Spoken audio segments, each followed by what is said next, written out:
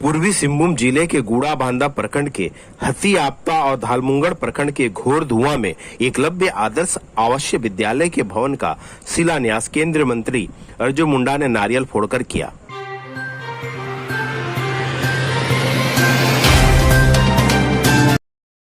एक ऐसा आधारशिला रखा जा रहा है जहां के बारे में और खास करके इस इलाके के बारे में, इस इलाके के बारे में सुकनपुर, हथियापट्टा, ऐसे क्षेत्रों के बारे में मुझे याद है बहुत पहले एक सामाजिक बैठक हो रही थी तो यहाँ के लोगों ने कहा कि हमारे यहाँ एक अच्छा स्कूल बनवाइए ना, अच्छा स्कूल बने।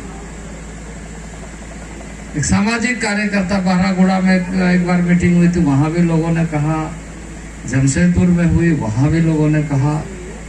तो कई बार लोगों ने, क्योंकि यहाँ पर शिक्षा के प्रति लोग बहुत आग्रही है, उसकी चिंता है। और मुझे पता है सुगनपुर में यहाँ के स्थानीय लोगों ने मिलकर के एक स्कूल भी चला रहे हैं। तो यह सारी चीजों की सूचना है। माननीय प्रधानमंत्री के एक महत्वाकांक्षी योजना इस देश में, हम पूरे देश के नागरिक एक राष्ट्र भारतवर्ष में रहते हैं, लेकिन इसके कुछ क्षेत्रों के प्रावधान है जिसे हम खास करके देश के 10 प्रदेश ऐसा है जिसमें से चिन्हित किए गए, जिसको 5वीं अनुसूची 5th शेड्यूल्ड एरिया कहा जाता है, जिसमें गुजरात है, महाराष्ट्र है, मध्य प्रदेश है, छत्तीसगढ़ है, उड़ीसा है, बंगाल है, झारखंड है। ऐसे 10 राज्य है जहां पर जनजातीय समाज अधिकांश रहते हैं। इससे 5वीं अनुसूची का क्षेत्र कहा गया। और दूसरा 6ठी अनुसूची है, जिस अनुसूची में आसाम है, मेघालय है, सिक्किम है, नागालैंड है, मणिपुर है और अरुणाचल है। यह 6ठी अनुसूची में विशेष तौर से चिन्हित किया गया है कि यहाँ के रहने वाले लोग, इनकी परंपराओं, इनकी व्यवस्थाओं और इनके आवश्यकता के अनुसार चीजों को हमेशा ध्यान में रखते हुए विकासात्मक कार्य योजनाओं को बढ़ाना चाहिए। आदिवासी समाज के उन सारे शैक्षणिक, शिक्षा का, स्वास्थ्य का,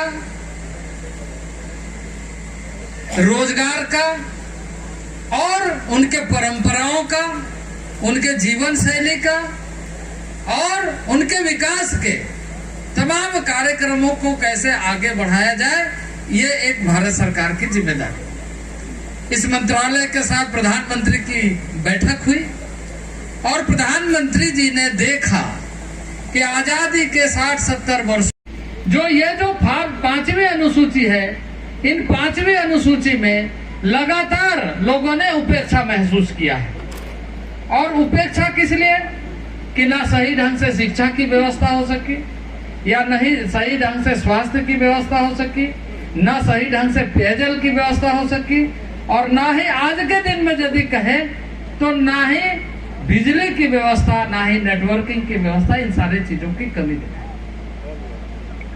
हम जैसे अभी आपको बताया कि एकलव्य मॉडल स्कूल के लिए हम पहले राज्यों को पैसा दे देते थे कि राज्य बनाए और उसको संचालित करें, पर देश के अंदर हम लोगों ने देखा कि अधिकांश राज्यों में या तो धीमी गति से चल रही है, या तो कोई एनजीओस के माध्यम से चल रहा है, यानी एनजीओस को दिया गया है कि आप स्कूल संचालित करिए, या वो विद्यालय बना ही नहीं है। इस तरह की भी कई राज्यों में हमें देखने को मिला।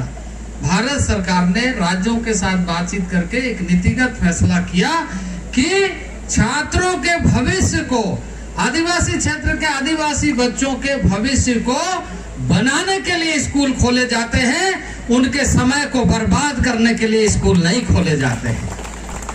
और इसलिए इस महत्वाकांक्षी योजना को प्रारंभ किया गया और बताया गया कि अब इसका डिजाइन थोड़ा सा चेंज करना चाहिए और जहां भी 20,000 से अधिक आबादी और 50% से अधिक आबादी है, वैसे सभी प्रखंडों में नवोदय विद्यालय की तरह एक बढ़िया कैंपस आदिवासी बच्चों के लिए खुलना चाहिए। और उसी के कड़ी में आज एकलव्य विद्यालय का निर्माण इस क्षेत्र में संपन्न हो रहा है। और मुझे खुशी है कि आज का जो शिलान्यास हो रहा है वो घाटशिला विधानसभा क्षेत्र के अभी विधायक जी कह रहे थे कि हमारे ही क्षेत्र में दोनों विद्यालय का शिलान्यास हो रहा है, तो इसके लिए आपको भी बधाई। 80 विद्यार्थी जिसमें 240 लड़के 240 लड़कियां हों, 480 और गुड़ाबंदा में खुल रहा है, तो गुड़ाबंदा के गांव-गांव से बच्चे आएंगे उस विद्यालय में रहने के लिए और पढ़ने के लिए। हम इस प्रखंड के लिए यह विद्यालय दे रहे हैं। अगर इस विद्यालय के लिए बच्चे इस प्रखंड में नहीं मिलेंगे तो बगल के प्रखंड से लिया जा सकता है, लेकिन फर्स्ट प्रायोरिटी गुड़ाबांधा ब्लॉक के सभी गांव के बच्चों।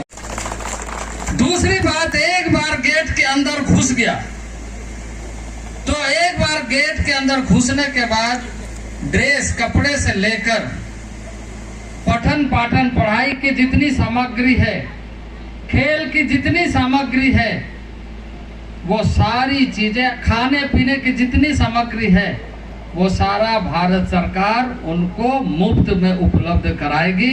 कोई फीस किसी बच्चों से नहीं लिया जाएगा।